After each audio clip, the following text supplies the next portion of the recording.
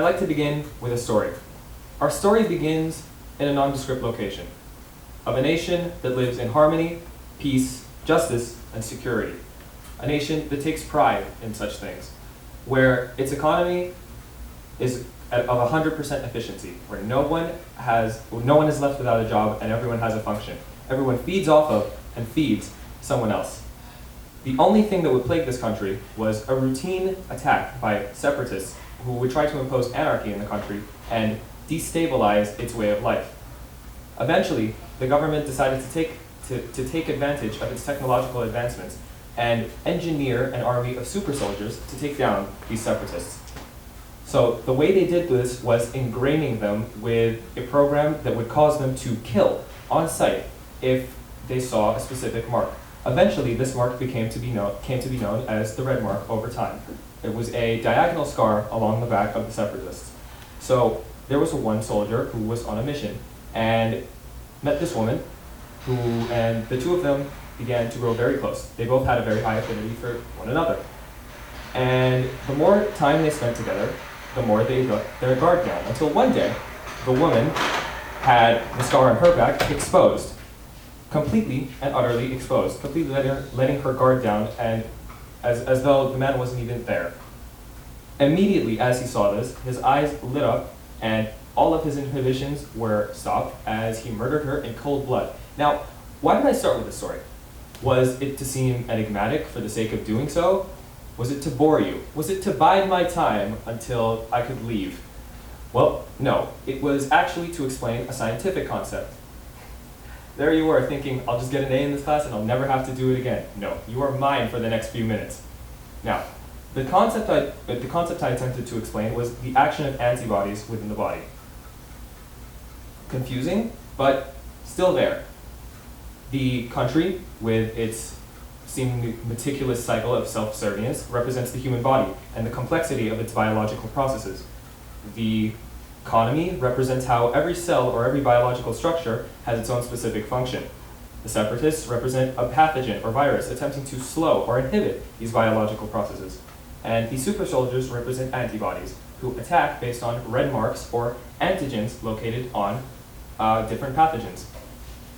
Now, while admittedly this story was little more than an amalgamation of obscure science fiction and fan service, the point still stands that its value is preserved in that it simplifies scientific concepts that may be alienated in a way that's compelling or familiar. And by no means is this a foreign concept. I'm sure some of your teachers, the best of your teachers, have utilized this technique to sort of remove the intimidating formalities that come with science. In fact, one of the most fundamental and potentially impactful scientific theories out there, the string theory, uses this technique. The string theory so familiarly has the simplification of different microscopic, tiny, infinitesimally small strings vibrating to produce different forms of matter or energy. In the same way that guitar strings can vibrate to produce different frequencies or different sounds. Now, let me step away from that for a second. How many times have you associated, or at least heard someone associate, art, creativity, writing, directing, with being financially dependent, struggling, and relatively insignificant? Understandably so. Bear with me. Now, how many times have you heard the same done for engineering students, math students, physics students, between the ages of 18 and, we'll say, 24. Less so, but probably not that little. And the reason for that is that the two fields, commercially speaking, are very similar. You're not going to buy every painting or watch every movie or you're not going to consume every artistic product that is produced. In the same way that every feat of engineering doesn't result in a consumer object placed in every person's home. To master the depths of these fields is far beyond the grasp of innate ability or hard work and diligence alone. It requires the two to be put together such that the innate ability is harnessed, developed, and nurtured by the hardworking diligence. This innate ability is what we can call intelligence. Now, to step away from that for a second, while we're all so familiar and quick to use the word intelligent, genius, or smart, or whatever the case may be, to describe math students, engineering students, scientists, doctors, whatever the case may be, we're very hesitant to do the same for artists, writers, creators, and directors. Sure, we'll use the words creative, talented, gifted. We'll even throw in the word genius, but not before classifying it with creative before it. We never use the word intelligent to describe artistic feats. And this brings us to the subject of intelligence. Now, intelligence is classified into fluid and crystalline. And you might be quick to assume that fluid intelligence is the intelligence used to perform creative tasks, and crystallized intelligence is the form of intelligence used to do things that are more concrete, more absolute. And this couldn't be further from the truth. In fact, you might think it could be stated that fluid intelligence is the default form of intelligence, the main form of intelligence, because crystallized intelligence is intelligence that's based on previously acquired knowledge, things that are true, absolute, things that you use to supplement your fluid intelligence, which is what you use to solve problems. It's what makes up your neural pathways. It's what you use to develop solutions to things or answer questions. Now, it's been theorized that the brain has the factor called the G factor, which to simplify is essentially an innate complexity or capability of your brain to perform complicated tasks. It's a power that your brain has that is general for all forms of neurological tasks, from mathematical recognition to language processing. And it's been theorized that by a scientist named Howard Gardner that performing well on certain types of intelligence tasks, such as language processing, sight, reading, and mathematical analysis, can all be related, and that the G factor could supplement every single one of these things. Now, take a moment away from that for a second, and take a look at the brain. The brain has been said by scientists to be the most complex thing that we know of in the universe. Really let that marinate. Really let that sink in for a second. In a universe with quasars, black holes, potentially 11 different dimensions, the most complex, intricate thing lies not outwards, but inwards. So, given that, why are we so quick to abridge something that we know so little about? Why is it that to us, the mind that writes in code can't be the mind that writes in prose? It's all to do with perception. Look at this. What is it? Quite obviously, it's a rainbow. But what a rainbow signifies varies from person to person. Is it a symbol of hope, serenity after a period of discomfort or storm? Or is it light being separated into its component colors through water? Well, step away from that for a second.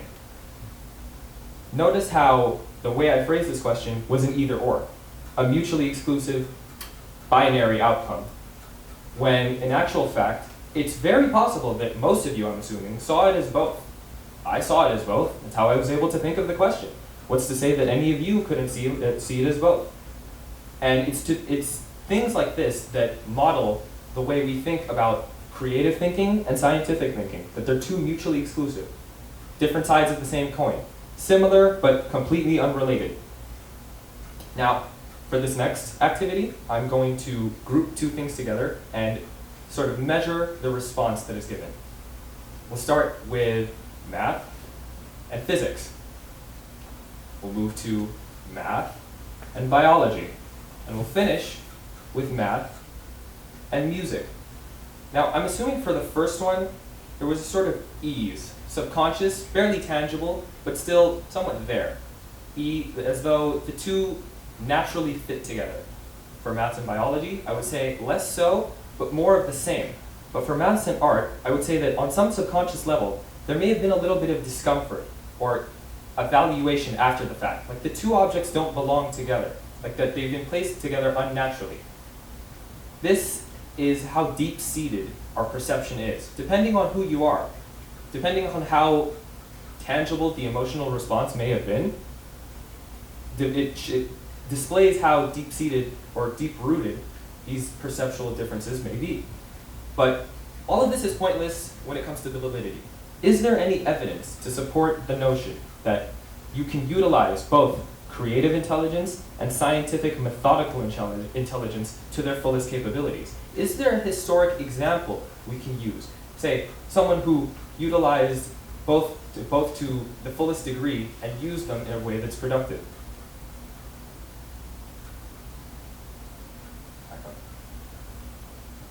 The example I'm going to use is Leonardo Da Vinci, one of the greatest scientific pioneers of his time.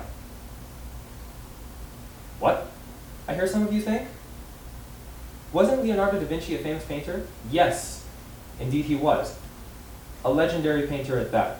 However, what Leonardo da Vinci did, in addition to his artistic marvel, was use his creative genius and his scientific prowess to model the scientific field in a way that's unique, in a way that's rarely, if at all, been seen before. Look at some of these illustrations. This is one of the heart, one of a wing, and the ever so famous Vitruvian Man. The way he used his artistic prowess to model sketches of scientific things that may not necessarily be of normal capability. It takes a certain level of artistic talent to take already fortified creative scientific knowledge and display it in a way that's so compelling and visually appealing. And I would definitely say that the way that, for example, the wing, if we could go back to the wing, it's more articulate, it's more vocal, and it speaks more than, for example, the way that physicists draw moving objects now.